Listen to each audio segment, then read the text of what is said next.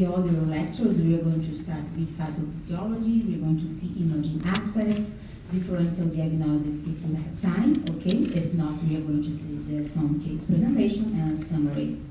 Và theo cái của nội dung thì cô sẽ trình bày về cái sinh bệnh học, rồi các cái dấu hiệu hình ảnh, X-quang, siêu âm, MRI, rồi cái chẩn đoán phân biệt để chúng ta còn thời gian. So I would like to show you.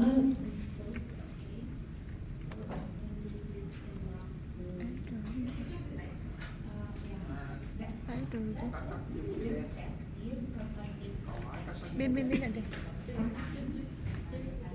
Trên đấy chỗ đi.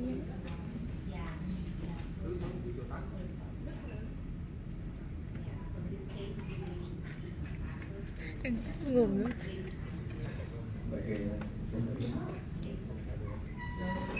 Now it's good. So we are going to talk about the pathophysiology of gout. Okay, so for microcrystal disease, we have the main diseases, 3 of them. So the first one is gout, that is a disease of deposition of uric acid. And we have 2 diseases that are the deposition of calcified tissue, that is the PPCD and the hydroxyapatite. Okay, so these are the 3 main microcrystal diseases. We are going to start with gout. Và trong các bệnh lý nặng động tinh thể thì cái bệnh phổ biến nhất là bệnh Gout, thì các anh chị biết rồi, nặng động về tinh thể axit uric. Ngoài ra chúng ta sẽ nói thêm 2 cái bệnh khác, đó là cái vôi hóa các cái cấu trúc mô mềm, chúng ta sẽ nói sau. Bây giờ chúng ta nói vào cái bệnh Gout trước. So for gout, what we are going to see here, we have the deposit of uric acid in an extra-articular position. So here, okay, and this deposit are going to lead to osteitis, inflammation of the bone, erosions of the bone, and after proliferation of the bone, trying to englobe this deposit. Okay, so this is the extra-articular deposit, and we also have the intra-articular deposit of gout, that we are going to have this small focus of uric acid inside the joint, and after a trigger that usually is like a trauma or a temperature change, these crystals are going to be phagocytated by macrophages and lead to inflammation and synovitis of this joint. Okay, so we have 2 types of deposition of gout. Như vậy trong bệnh Gout thì nặng động cái tinh thể axit uric thì nó có 2 cái dạng. Dạng thứ nhất là nó nặng động là cái ngoại vi của khớp, ở ngoài khớp ở các cái vị trí này, và sau đó sẽ dẫn đến cái viêm xương ở đây, rồi nó tạo ra các cái ổ cắm mòn xương ở cái vùng ngoại vi thế này, rồi sau đó là có các cái phản ứng tăng sinh của xương ở đây. Cái dạng nặng động thứ 2 là nó nặng động ở trong nội khớp, và sau đó nó qua cái cơ chế của các cái đại thực bào, không phải là nó là gây kích thích, mà là gây viêm cái màng vòm dịch. So imaging aspects related to this disease. So I divided here for extra-articular and intra-articular deposits from radiography. We are going to see each one of them. Và tương tự như thế về mặt hình ảnh thì chúng ta cũng thấy các cái dấu hiệu của các cái tổn thương ngoài khớp và dấu hiệu của các cái nặng động ở trong khớp. So here we can observe this lobulated and asymmetrical soft tissue mass, a little bit more dense, with higher density regarding the soft tissue. Okay, that is the tophus. Và như vậy trên hình ảnh này các bạn thấy đây là các cái nặng động hạt tophi, các cái mô mềm ở đây. Trên hình ảnh thì chúng ta thấy các cái bóng mờ của cái hạt tophi ở đây. We can also observe associated with this tophi, we can observe this well-defined erosions with this sclerotic margin. So that is really important. It's different from erosions from rheumatoid arthritis that are really small and are really located here on marginal areas and do not have sclerotic halo. Okay. Và cái dấu hiệu thứ hai chúng ta các cái ổ gặm mòn xương. Thì đặc điểm của nó là cái ổ này nó thường có kích thước có thể có kích thước lớn và nó có cái viền đặc xương ở đây. Đây là dấu hiệu quan trọng để chúng ta phân biệt với các cái ổ gặm mòn xương trong bệnh thấp khớp. Thì các cái tổn thương của thấp khớp thì thường là nó nhỏ hơn, nó nằm ở cái vùng trần, cái chỗ bám của màng hoặc dịch, và thường là sẽ không có cái viền xơ xương xung quanh. And look that we have also this bone proliferation, and this bone proliferation is located adjacent to the tophus. And look that this present this kind of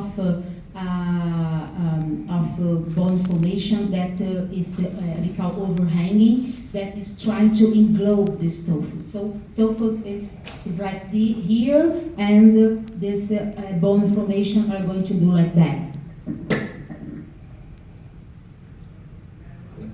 Và một cái dấu hiệu quan trọng tiếp theo đấy là chúng ta thấy các cái tăng sinh xương ở đây, nó tạo ra một cái bờ overhanging edge, những cái bờ và chúng tôi hay dịch là gọi là bờ treo đấy. Thì cái này là cái tăng sinh xương để nó kể cận của các cái hạt tô phi, nó bao bọc các cái hạt tô phi.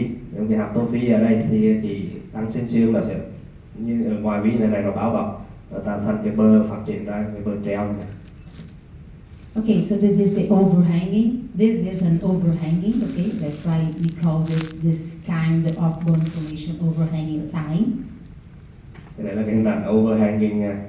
Đấy, cái bờ treo, cái hạt tô phi nó bao mòn, nó gặm mòn ở đây thì có cái phần tăng sinh xương, ở ngoài vi nó tạo thành cái bờ phát triển ra như này, giống như cái bờ đá nó lôi ra ngoài.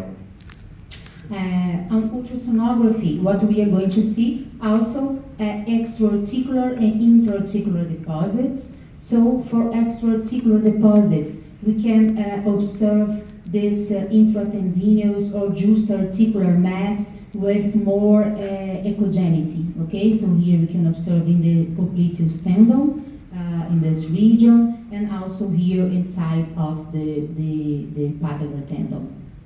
Và trên siêu âm thì tuyến thể chúng ta cũng thấy các cái dấu hiệu của nặng đồng ngoài khớp và trong khớp. Ví ở đây thì chúng ta thấy các cái nặng đồng và các cái tinh thể nằm trong cái gân khoeo. Ở đây chúng ta thấy các cái vùng hồi âm, tăng hồi âm ở đây. Ở đây cũng thế. We can also see irregularity of the bone surface adjacent to the tophus. So here is the tophus, and here we have these erosions regarding the tophus, and associated with these erosions, we can observe some bone formations that are the overhanging formations. Và chúng ta cũng thấy cái gặm mòn xương ở đây, kể cận cái hạt tofu, cái hạt tofu ở đây. Nằm ở mông mềm, chúng ta thấy cái bờ xương kể cận thì nó bị bao mòn vân vân, và nó có các cái vùng tăng sinh xương. So here is the same. So here we can have these bone formations and the tophus here, and the bone try to englobe the overhanging formation. Và tới tuyến X-quang, trên X-quang bên đây siêu âm chúng ta cũng thấy các cái bờ xương nó phát triển ra, cái bờ treo này phát triển ra. Cái hạt tofu ở đây từ cái bờ treo nó vôi hóa, thì ra nó vôi hóa ở đây nó tạo ra cái bờ treo như cái một đá lôi ra. So, and regarding when these deposits are in intraarticular position, what we are going to see. So, first sign we are going to see this anechoic, okay, joint effusion. There is really no specific. Và đối với các cái tổn thương của làn đồng đồi khớp thì đầu tiên chúng ta sẽ thấy ở đây là cái trang dịch khớp, dịch nó rộng ấm ở đây, đây dấu hiệu này thì không đặc hiệu. When we are lucky, we can also observe some joint effusion with this echogenic fog here. That it's a sign that we call storm sign, okay? Like a snowstorm sign. So here you have this focus. Và có thể chúng ta sẽ thấy các cái tinh thể nó nặng đồng bên trong cái trang dịch khớp, lấm tấm này. Người ta gọi dấu hiệu cái bão tuyết, các cái đốm tuyết rồi. Sometimes you can also observe these aggregates, the synovial aggregates that can present on a hypoechoic halo, okay, around the aggregates. Okay, chúng ta sẽ thấy các cái hạt của cái màng hoặc dịch tạo ra các hạt như thế này nó tăng hồi âm. Yeah, and the third sign of the intraarticular deposits of gout, we can observe the double contour sign. That is this sign where the uric acid is in the surface of the articular from the cartilage of this articulation, and here we can see this double contour of a cortical. So here is the cortical, and here is the deposit leading us to this sign that we have two corticals. Và có thể chúng ta sẽ thấy dấu hiệu vỏ xương đôi, là cái lắng đọng của cái tinh thể acid uric nằm ở ngoài ở bề mặt của xương. Ở đây thì cái vỏ của xương đùi, ở đây là chúng ta thấy một phần lớn và đây nó tạo thành cái dấu hiệu hai cái bờ đôi. Okay, and on MRI, what we are going to see for extraarticular deposits. So the semiology is basically the same. If we know the semiology on radiography, we are going to see the same thing on MRI. Okay, so here we can observe the soft tissue mass and also this huge erosion with a sclerotic halo, and here these bone formations that are the overhanging formation trying to englobe this tophus. Và giờ chúng ta qua cái hình ảnh MRI, thì hình ảnh MRI nó cũng tương tự như hình ảnh X-quang vậy. Thì cùng một cái cơ chế, thì chúng ta hiểu cái nguyên lý của nó thì chúng ta thấy các cái dấu hiệu nó tương tự như là trên X-quang. Chúng ta thấy cái khối lắng đọng atrophy ở mô mềm, nó bao mòn, nó gặm mòn ở xương ở đây, và nó có các cái phần tăng xuyên xương ở đây, rõ đây. So these well-defined erosions that we already saw. Và tương tự như trên X-quang, trên X-quang chúng ta thấy nó có cái bơ đặc xương quanh cái tổn thương. Thì trên cộng hưởng từ chúng ta cũng thấy cái đây, cái bơ dài hạn rất là rõ. And the bone formation, okay, located adjacent to the bone. So here you can observe that you have this bone formation and this bone formation try to englobe this tophus. Also here you can observe. Và chúng ta cũng thấy cái bơ phát triển ra như này, cái bôi hỏa phát triển ra như này. Okay. We can also observe intra-articular deposits on MRI. So usually it's joint diffusion with a mild synovial proliferation. And the most important thing is that usually the articular surface, the joint space is normal, okay, is regular. Và các cái dấu hiệu khác không đặc hiệu thì chúng ta sẽ thấy cái tràn dịch khớp, rồi có viêm cái màng hoạt dịch dày nhẹ tăng sinh, và thông thường thì chúng ta thấy cái diện khớp thì nó đều, nó không có bị bao mòn. Regular joint space, and also with some soft tissue edema surrounding the tophus and the periarticular where we have the synovitis. Và chúng ta sẽ thấy cái phù nề của mô mềm xung quanh các cái hạt tophi và quanh khớp. Okay, so let's go to PPCD and hydroxyapatitis, that are the two types of calcium deposits. Bây giờ chúng ta qua hai cái bệnh lắng đọng tinh thể khác mà nó có thể gây tổn thương khớp, đó là lắng đọng cái bệnh PPCD và bệnh lắng đọng hydroxyapatite. Yeah, so the same way we can observe deposition on extraarticular space and intraarticular space. So for extraarticular, we have the same thing, okay? So here, the deposit, the calcium deposits leading to osteitis, erosions, and sometimes these calcified bodies, they are going to erode the bone, leading to really inflammatory osteitis and migration of fragments of this deposit, that is the intraosseous migration.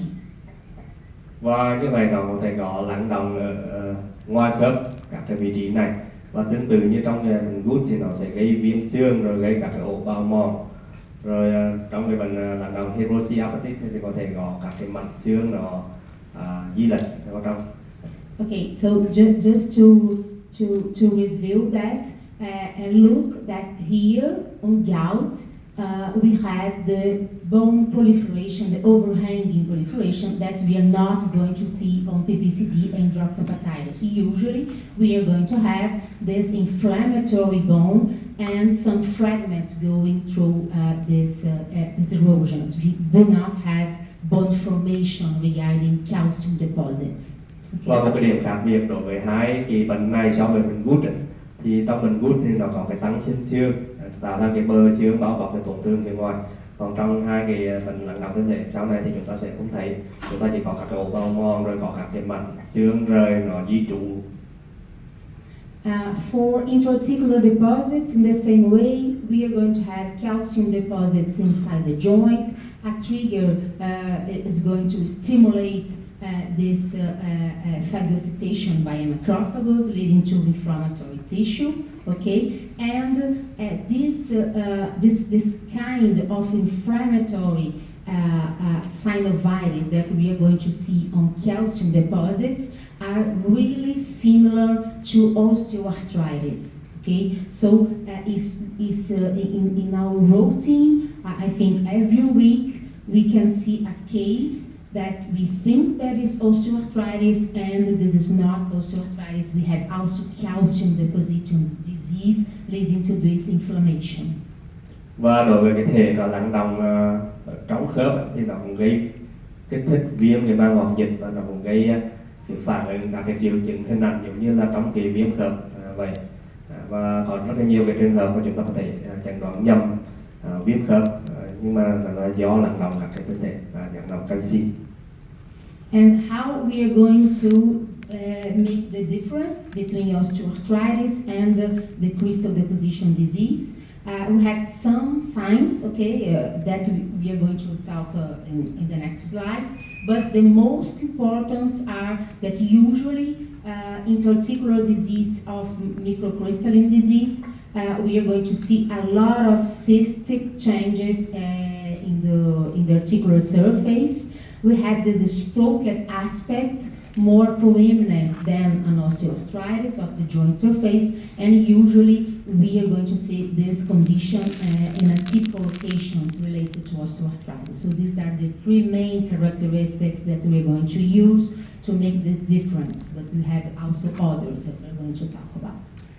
Và trong trường hợp này chúng ta cũng thấy có một cái điểm đặc biệt đối với cái việc các cái bệnh lắng động thân thể, lắng động canxi thì nó có thể tạo ra các cái cấu trúc dạng nang ở trong xương như thế này rất là nhiều. Rồi cái diện khớp thì nó không đều,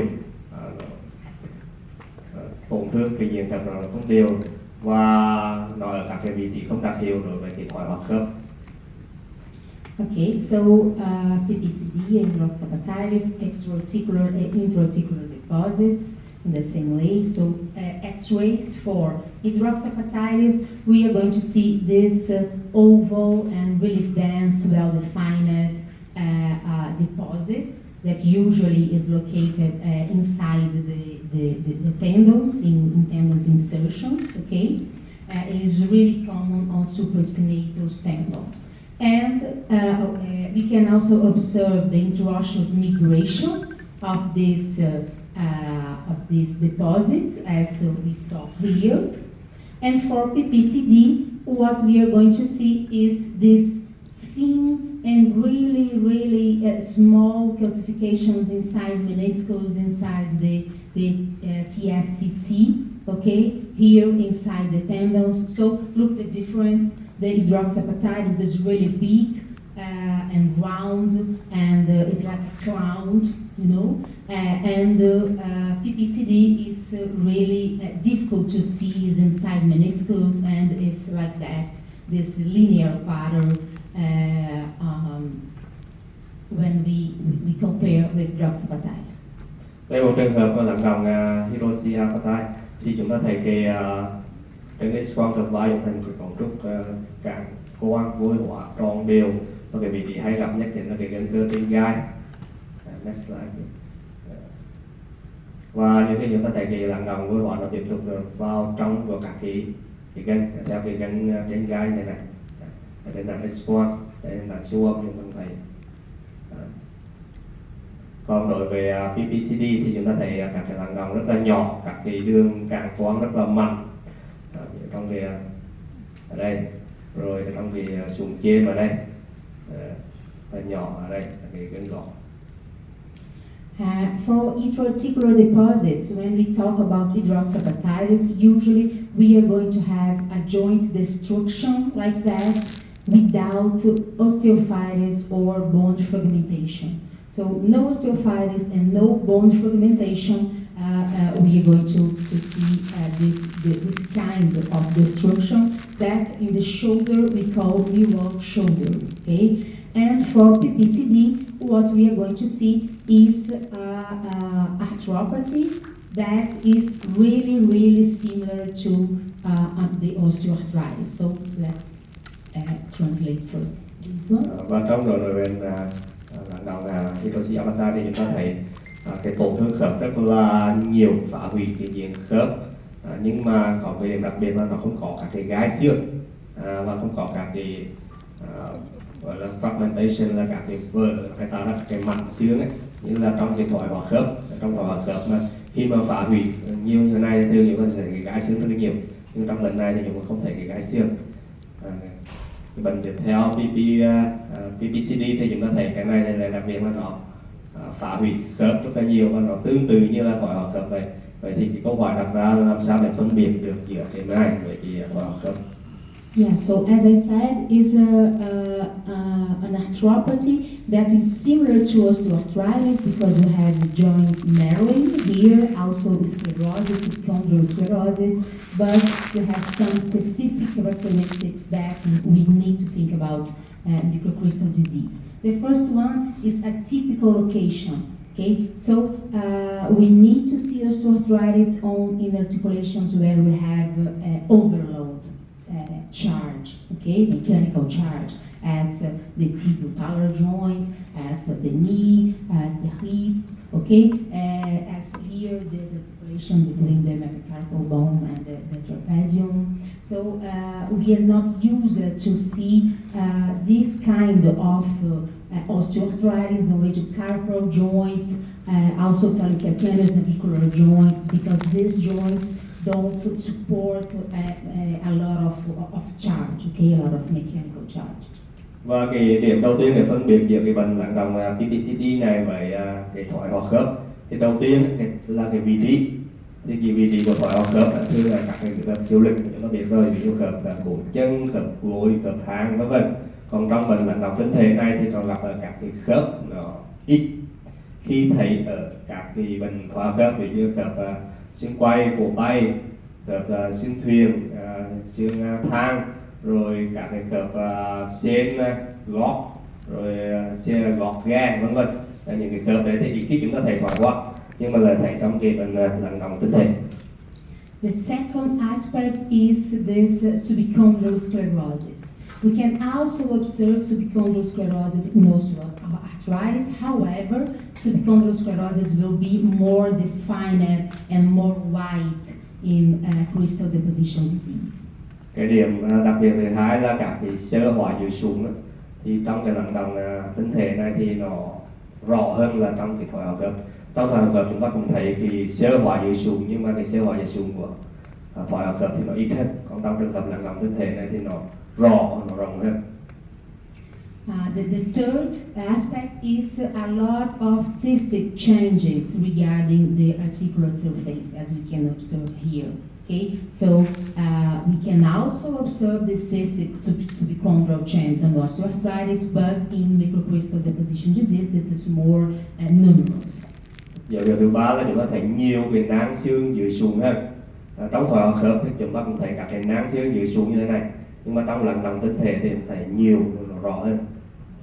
The fourth aspect is this tube-shaped articular surfaces pattern, as we can observe here. So we have this destruction of the surface with this pattern.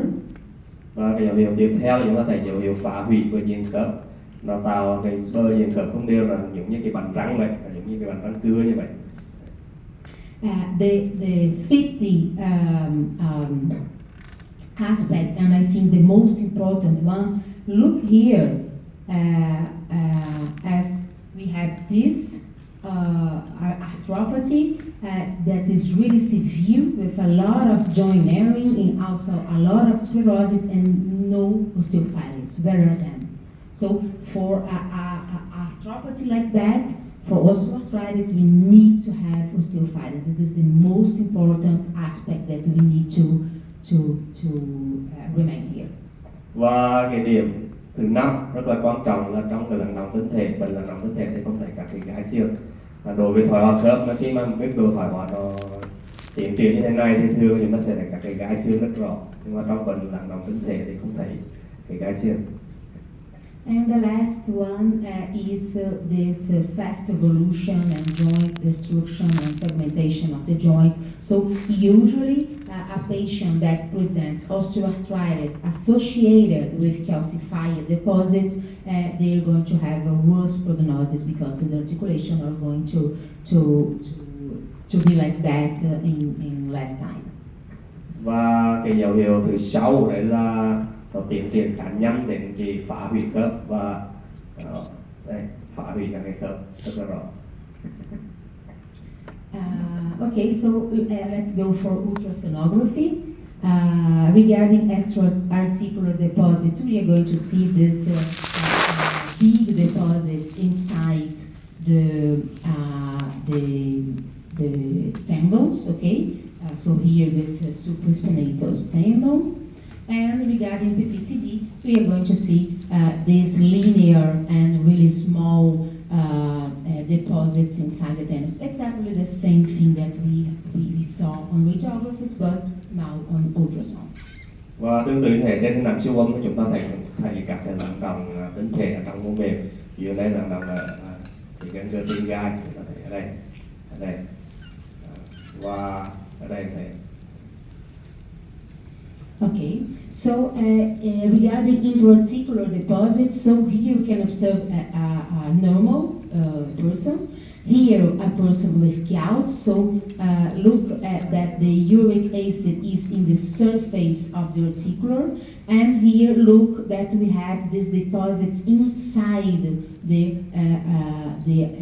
cartilage of this joint. Okay, so we are going to see things like that. Small deposits inside this cartilage. Và điểm đặc biệt của cái lắng động tinh thể PPCD này là cái canxi nó lắng động ở trong cái sụn khớp. Chúng ta thấy đây là cái sụn, thì chúng ta thấy nó lắng động ở đây, ở trong.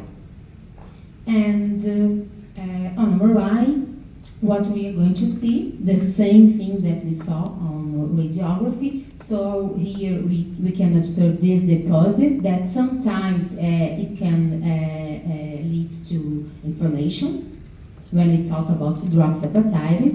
And for PPCD, we are going to see really small deposits inside the cartilage, sometimes inside meniscus and TFCC. Và trên hình ảnh cộng hưởng tư chúng ta cũng thấy như thế, chúng ta thấy các cái lắng động còn là cái tinh thể ở ngoài khớp ở đây giảm tín hiệu. Và đối với PPCD chúng ta thấy nó lắng động ở trong cái sụn trên. And for intraarticular deposits, what we are going to see is this kind of arthropathy that we already saw on radiographies that is similar to osteoarthritis but do not have osteophytes, have a tooth shape of this articular surface, have a lot of inflammatory tissue with cystic channels of the subchondral space. Và đối với trên cộng tư, đối với các cái lắng động trong khớp thì chúng ta cũng tương tự như thấy trên X-quang vậy. Chúng ta cũng thấy cái tổn thương của diện khớp, phá hủy bờ diện khớp, không đều, hình răng cưa, nhưng mà nó có các cái dấu hiệu âm tính, ví dụ nó không có cái gãy xương. Rồi ở đây thì nó có nhiều, có thể có các cái cấu trúc nang dưới sụn, vân vân.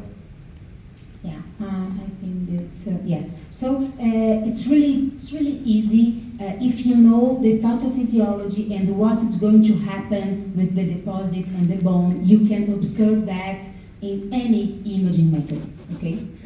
Và khi mà các bạn làm được cái nguyên lý rồi thì các bạn có thể chẩn đoán phân biệt rất là dễ dàng các cái bệnh này. Do you have time? No, we can talk it in the case. Okay, perfect. So I have only this. Okay. I would like to show this one. This is really important. So here the bone formation that is related to the articular surface, that is osteophytes, versus the bone formation that is the overhanging bone formation, just to see the difference. Còn cái điều cuối cùng cô muốn nhấn mạnh đấy là phân biệt giữa các cái gai xương trong cái thoái hóa khớp thì nó bè ra như này, còn trong bệnh gút thì cái gai xương, cái vối hóa nó nằm ở ngoài vi của cái hạt tốt phui này. And just show the table, the final table, if you would like to take a picture, okay? I don't know if everybody was here yesterday, so the big table with all the differential diagnoses. Và đây là cái bảng tổng hợp các cái dấu hiệu để có phân biệt các cái bệnh mà hôm qua chúng ta đã nói, bệnh bệnh nến, rồi bệnh thấp khớp, rồi thoái hóa khớp, bệnh gút, rồi bệnh nặng đầu thân thể ở đây để giúp cho nó phân biệt với các cái bệnh. Okay, so thank you.